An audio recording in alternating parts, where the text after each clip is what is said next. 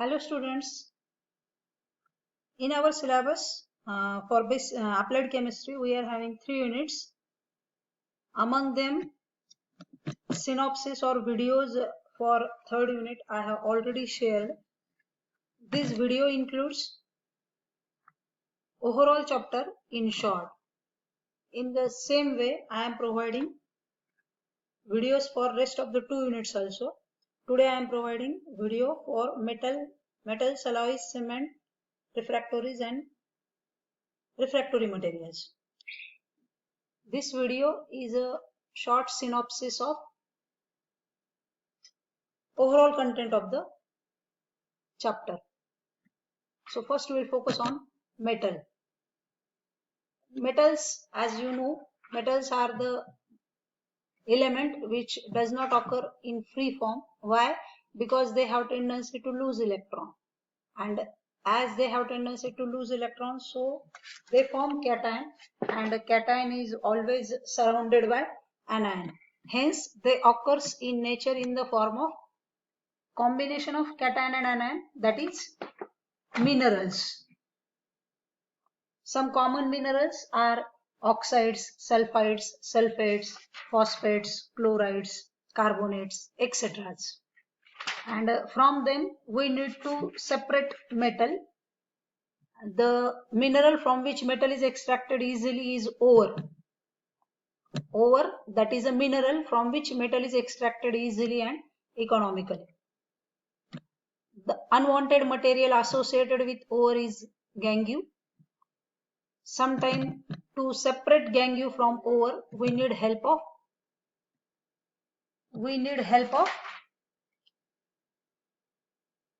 flux, and when flux mixes with gangue they form slag. Remember the flow of term: mineral, ore, gangue, flux and slag. In the same unit, to perform various metallurgical process we need help of furnace. Basically there are two varieties of furnace. One is combustion type, that is heating type of furnace. In our syllabus for this we are using blast furnace for both metallurgies, whereas second one is electric furnace, which we have seen during our practical hours, that is muffle furnace, in which we have performed some experiment like ash content in coal, volatile matter present in coal, etc. Now we are in metallurgy. What is metallurgy? Metallurgy is nothing but the science which extract metal from ore, that is separate metal from ore. This is the flow chart involved in metallurgical process. This is the common flow chart involved in all metallurgical process for almost all metal. That is, first we have ore, it needs crushing. After crushing we try to separate gangue by means of physical and chemical way. Later on we go for reduction. Reduction can be performed by these three ways, that is smelting, aluminothermic and electro. And finally we go for refining. Refining gives us pure metal. In our syllabus we are having two metallurgies, that is metallurgy of iron and metallurgy of copper. First, metallurgy of iron. This is the meaning of metallurgy of iron, that is extraction of iron from its ore. The flow sheet for the same is, we have ore with us. Which ore? In case of iron we have, the name of ore is hematite, Fe2O3. Hematite is first crushed and then subjected for physical concentration. As the ore is hematite, it is iron ore, so it can be concentrated physically by gravity separation and again by using electromagnetic separation. It is not necessary that we will always prefer only a single technique. We can have a couple of techniques also. After physical concentration, the ore is subjected for chemical concentration. In case of iron metallurgy, chemical concentration can be done by means of roasting. That is, the ore is heated in presence of air, so that ore become more porous and most of the oxide form is converted into Fe2O3. Then ore is subjected for reduction.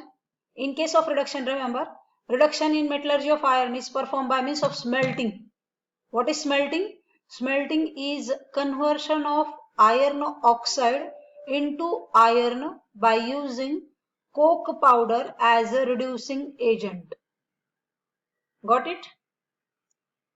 After smelting, we get iron, to which we call as pig iron or cast iron. The obtained iron is a most impure form of iron. I repeat again, it is most impure form of iron, that is pig iron. To have pure form, we need refining.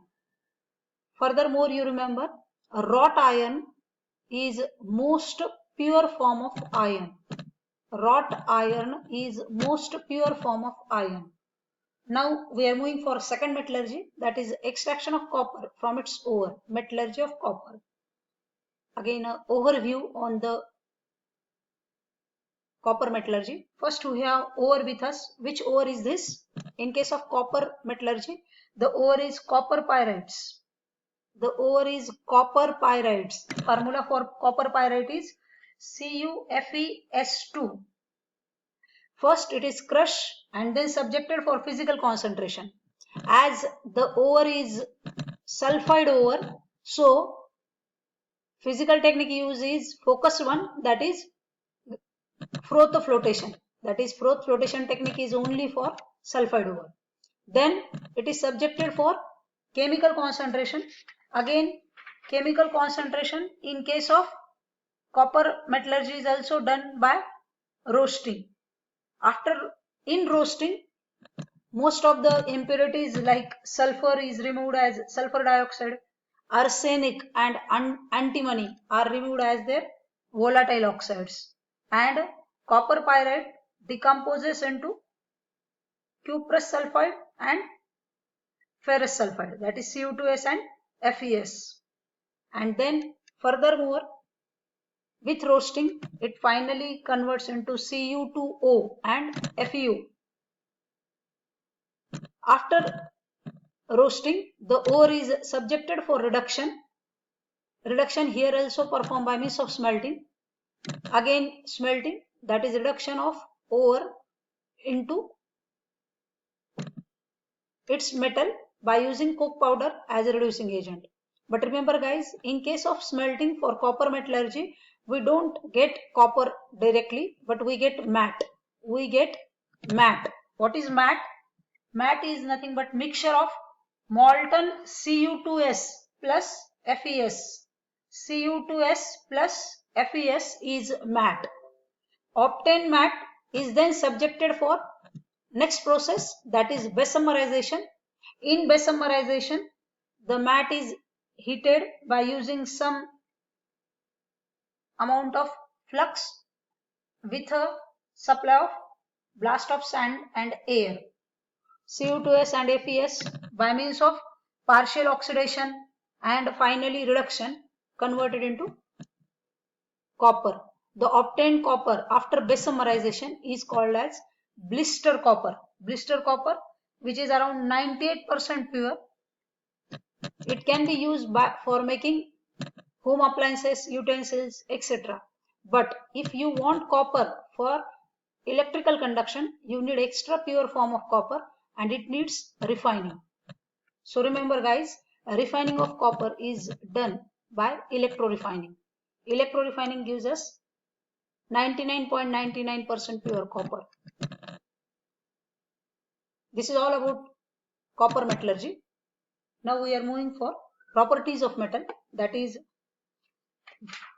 though we have so many things made up of plastic, so many utensils or so many things at our home are of plastic, but then also remember, metals have their own position or reservation in our life due to certain properties. That is, metals are hard. Hardness means what?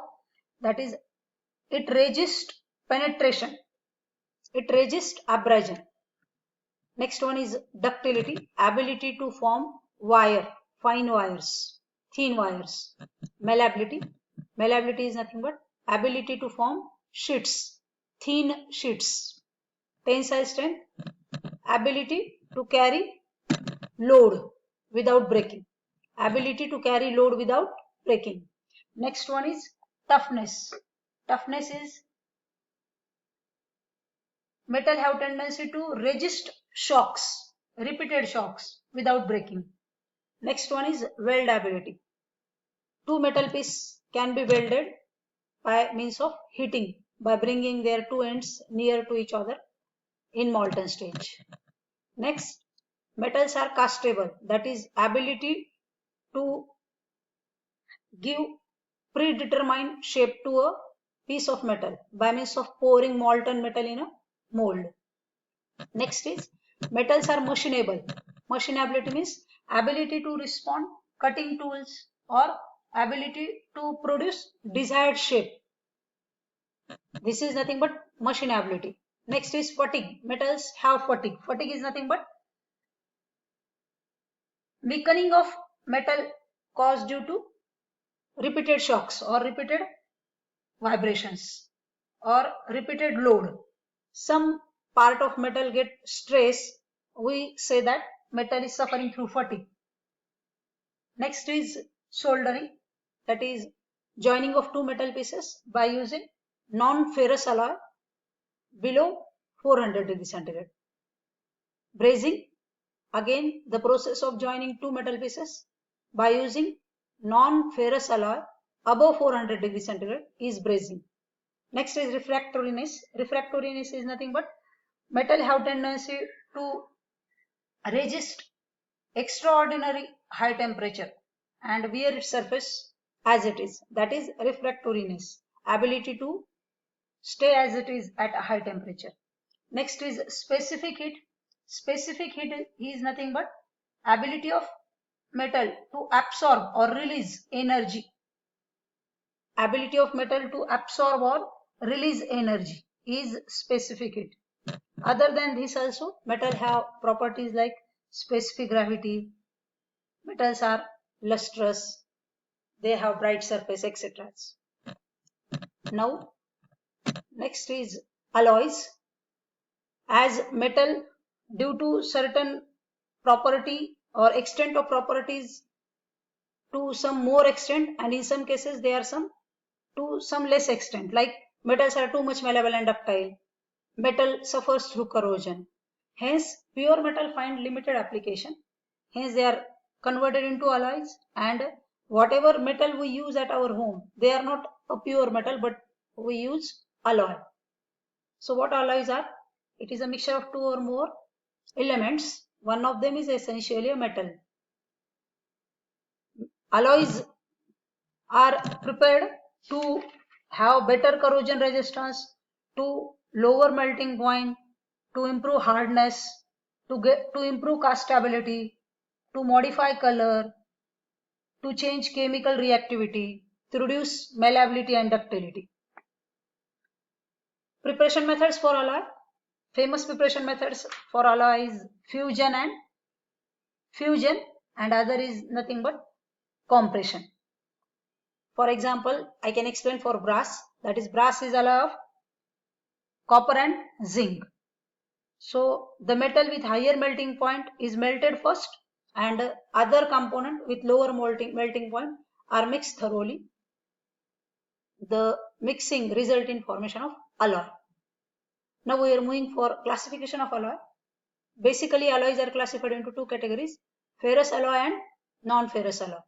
Ferrous alloy, that is the alloy in which iron is as a base metal, whereas non-ferrous alloy is iron is not as a base metal. We will continue in next video. Thank you.